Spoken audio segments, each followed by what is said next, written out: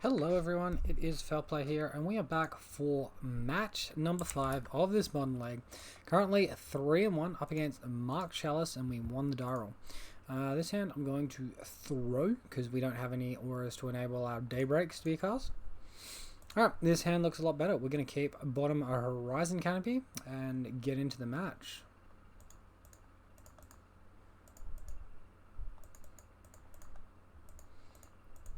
It's been a little bit of a wild league so far. So we've won 3 matches we probably should have lost, and we lost a match we probably should have won. Alright, so against a red Prowess deck, and we've got flying, we've got lifelink. Pretty much the only way we lose this is like main deck Blast Zone, which is possible for our opponent to have.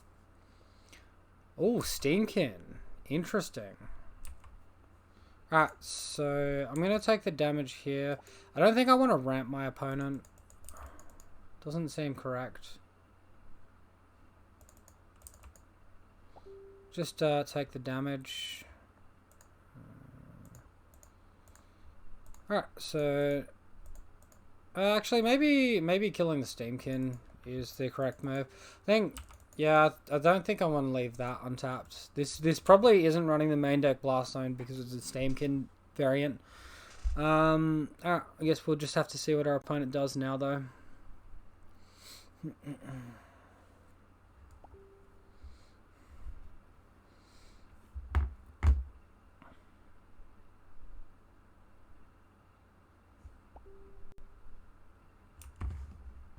Metamorphose, alright. There's free spells, getting those triggers. Replacing themselves. Opponent can definitely have something like Crash Through. I haven't seen these lists running mutagenic growth before, but that doesn't mean that it's not there. Don't forget when Runaway Steamkin gets large enough. Classic Mono Red Prowess. No, they're running Runaway Steamkin. Oh yeah, I guess it was the classic, like the older version of it, right? How are you going, Rutex? Wait, Ruse Etic Gaming? Sorry, I'm probably butchering your name a little bit there. So whenever you cast Red Spell, put a counter on it. Remove 3 counters, add 3 mana. So, I'm playing a second Steamkin. Alright, well they can definitely go off with their mana here now. So the first one goes up to 3 mana, Crash Through happens. They can cash in the tokens, play another 3 spells. Yeah, we might be in trouble here. I should have passed the first Steamkin. That was definitely a mistake.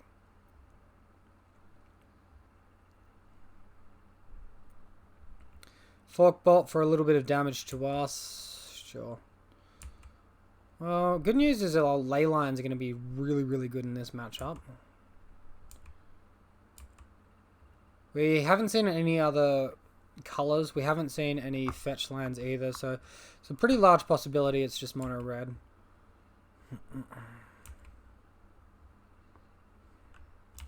Alright, it's obvious we're not doing anything instant speed at this stage. Let's just wait until they go to their combat step.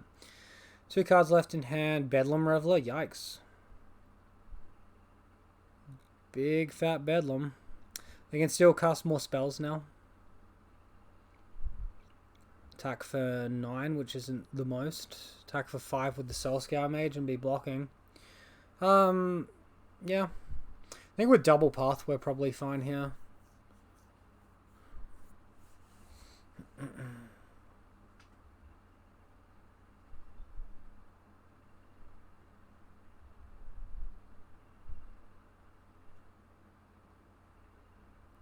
Light up the stage. What's he getting? Double Mountain. Well, I think we're pretty fortunate on that one that the light up the stage blanked. Oh, they've got a second one. Wow. Okay.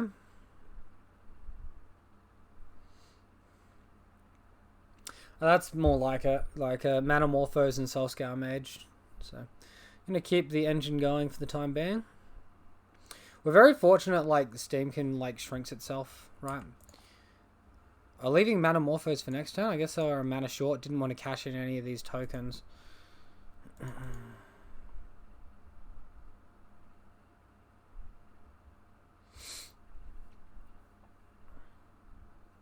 Alright, so I think our best move is to pass the turn and then like path our opponent's creatures, but obviously we're attacking for 5. I don't think we want to cast the Hyena Umbra is what I'm getting at.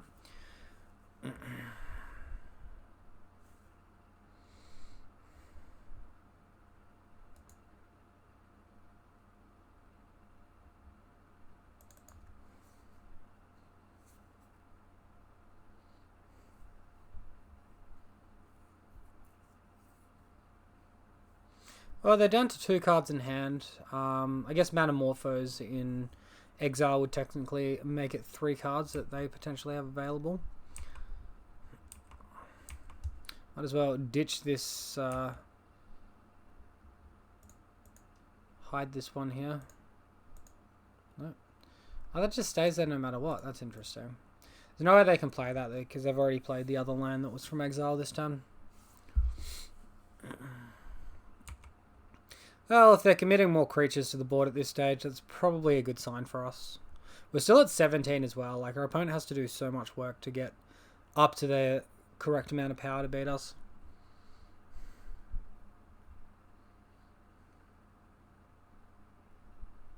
So maybe our Leyline's not amazing, because it would have stopped a Fork Bolt for 2 damage and a Burst Lightning for 2 damage, so maybe that's something to consider.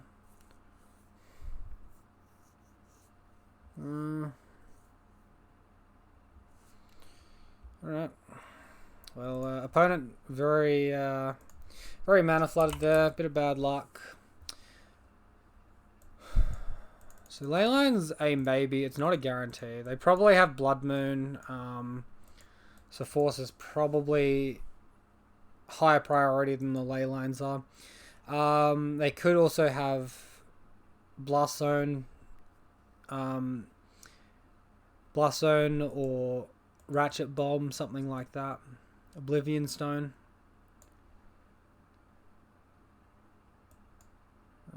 Maybe.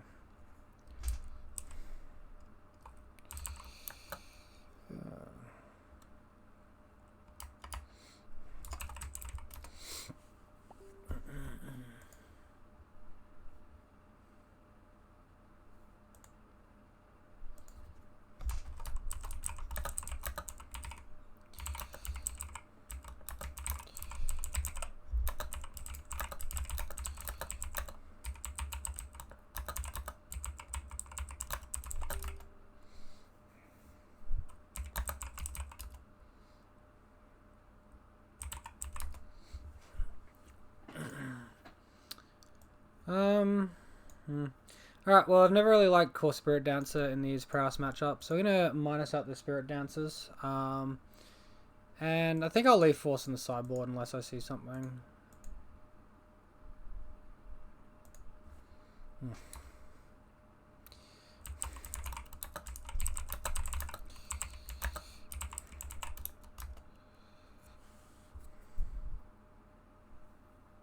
Fair. Okay. Opponent is purposefully running an older list to see how it feels now.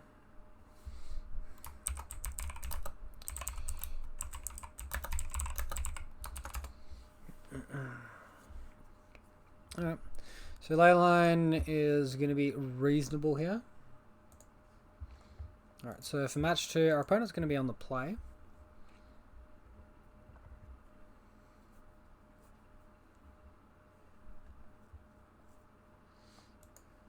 Got a Bogle hand with Hexproof here and a Path as interaction. I mean, like, can we really ask for anything more? Even if they have the Blast Zone, we have the Totem Armor too. Like, this is just God 7. Absolutely God 7.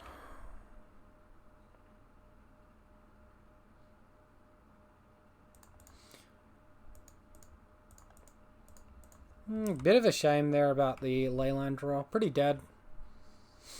But still, overall, our hand has been very good to us.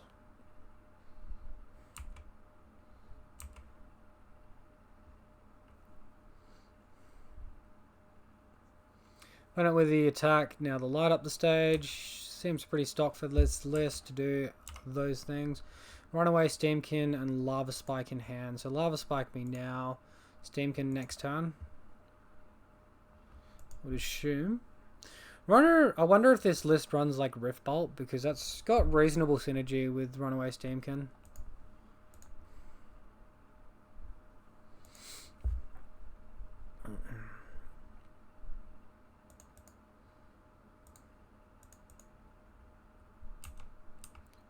We really like under no pressure to attack. I'm just going to play Spider Armor and leave up blocks here. Instant speed, we can path whatever we need to.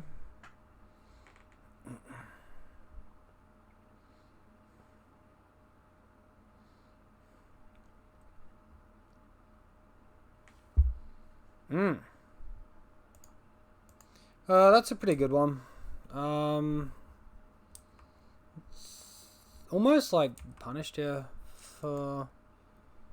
Did I have done my lands differently, or did I draw Windswept Heath this turn? Yeah, I did draw Windswept Heath this turn. I could have played differently and played around the moon. Oh, my mistake. Get rid of that creature. Steamkin goes away for good. And opponent left with 3 cards in hand. We're drawing to most of our white auras, all of them except Daybreak. And I suppose if you count the one of Unflinching Courage as well, it's a bit dead at the moment. So, plenty of white auras we can draw. Molten Rain, wow. Alright, I consider myself bested now. Hyena Umbra just in time.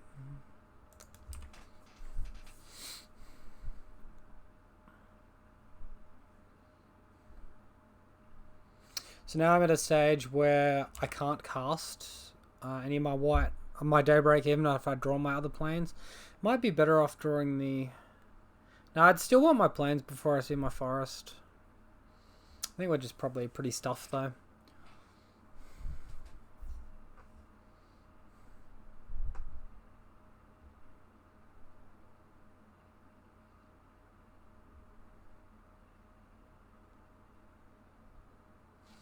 Alright, well, pretty dead.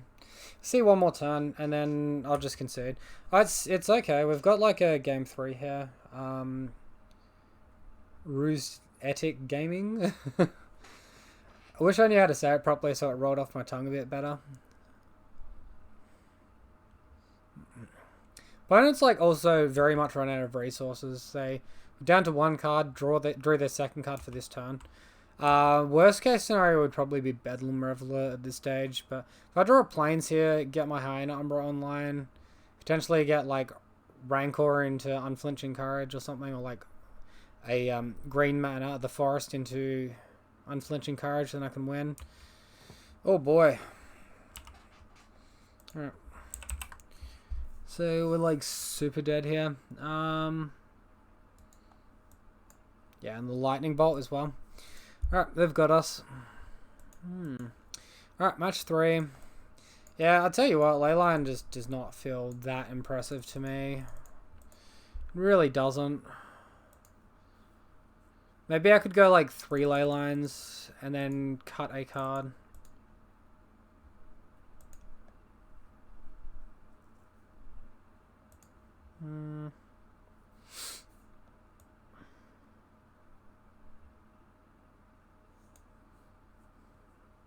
It's just minus a Griffspoon here.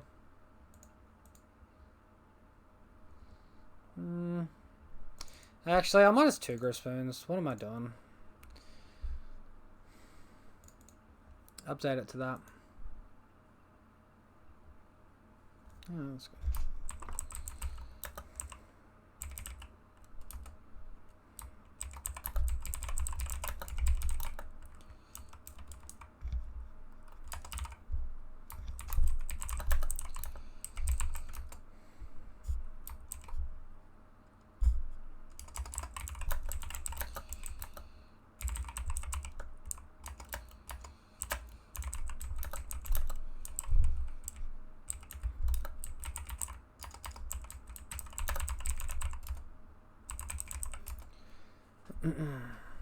So, what decks do you play, Rosetic Gaming?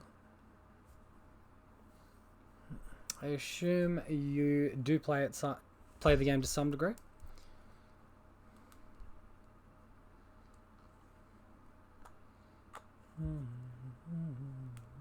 Wonder if they're like sideboarding a couple of copies of Blood Moon out on the draw.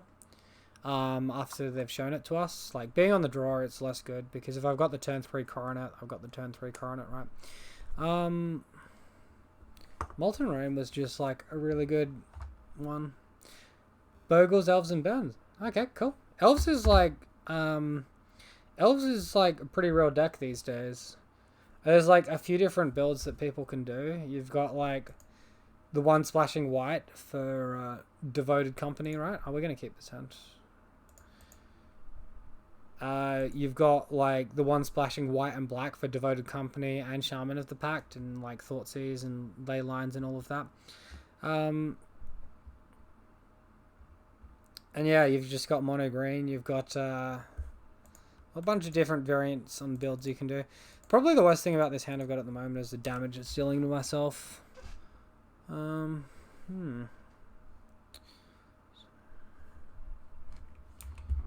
So, turn 1 Cellscar Mage. Alright, great. Ethereal Armor was like really perfect. So, assuming like my opponent has a Steamkin or something, like their best turn is not that good this turn. A lot of these red decks, their best turn is turn 3. So if I can apply the pressure this turn, hold up Path for Interaction next turn, that's going to be really good. If they just tap out and like play a Steamkin this turn, like that's really good for us, right?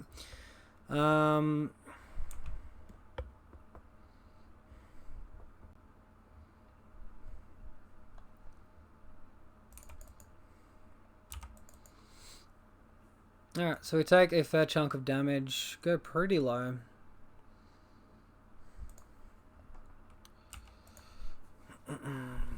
So we can play Hyena Umbra, which gives us a guaranteed kill next turn if we cast Spider Umbra, as long as my opponent doesn't Blood Moon. I'll go for that. And obviously we can path our opponent's Soulscale Mage. And then we just need to fade like triple burn effect.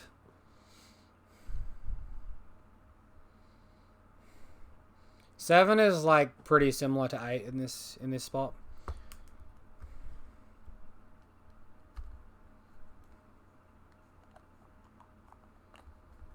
He's contemplating the Blood Moon right now.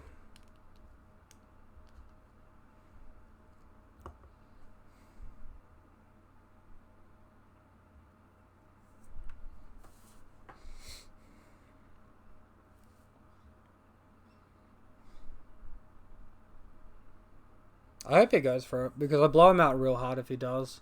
Kozilek's Return.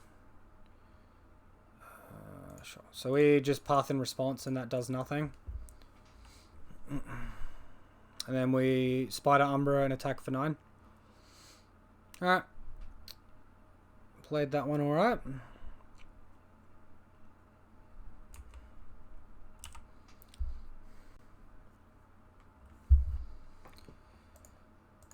Alright, might as well play the boon instead.